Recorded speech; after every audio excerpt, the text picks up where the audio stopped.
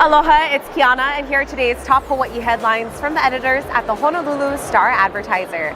I am currently at the Hawaii Career Expo, and as you can see, it is a success. So if you missed this one, head over to hawaiicareerexpo.com for more information on future events. Also, mahalo to Longs Drugs Hawaii for sponsoring the show. Head on over to your neighborhood Longs Drugs for all your shopping needs. U.S. House Speaker Nancy Pelosi wrapped up a short visit to Taiwan today with a pledge that America's commitment to democracy on the self-ruled island remains ironclad.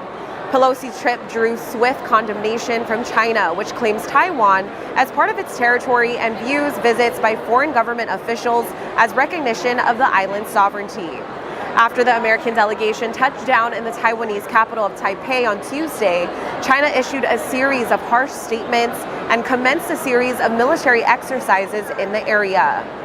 They are the largest maneuvers aimed at Taiwan since 1995. During her visit, Pelosi praised Taiwan's democracy and said congressional support for the island is bipartisan.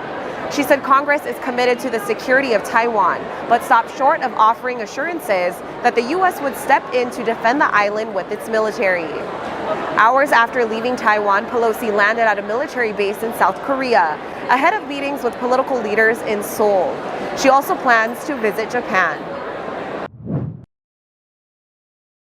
Indiana Republican Representative Jackie Walorski died today in a car accident that also killed two of her staffers. The accident took place in Walorski's northern Indiana district. According to the Elkhart County Sheriff's Office, Walorski was riding in an SUV when a car traveling in the opposite direction crossed over the center lane.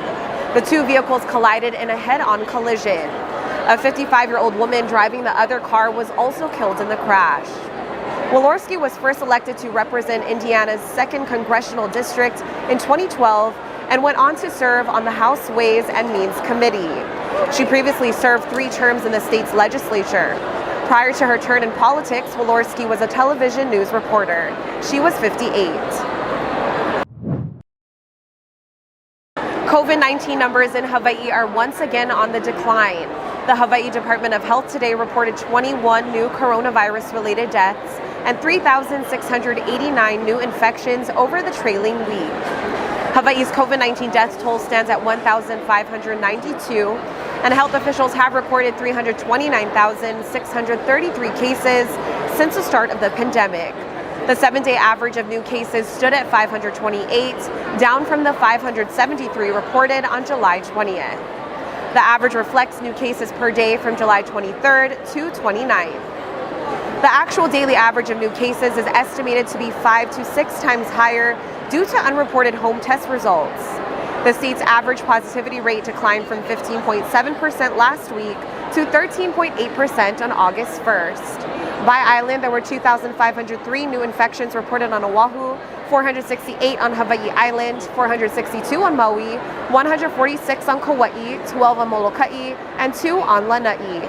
Another 96 infections were reported outside the state. Conspiracy theorist Alex Jones said he now understands that it was irresponsible to call the 2012 Sandy Hook Elementary School massacre a hoax. Jones testified today in a trial that will determine how much he owes for defaming the parents of a 6-year-old boy who died in the deadliest school shooting in American history. The InfoWars host told a Texas courtroom that he now believes the attack was 100% real.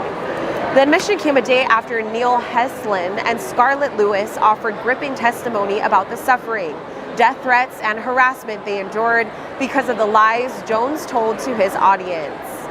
Heslin and Lewis said an apology is not enough and that Jones needs to be held accountable for his actions.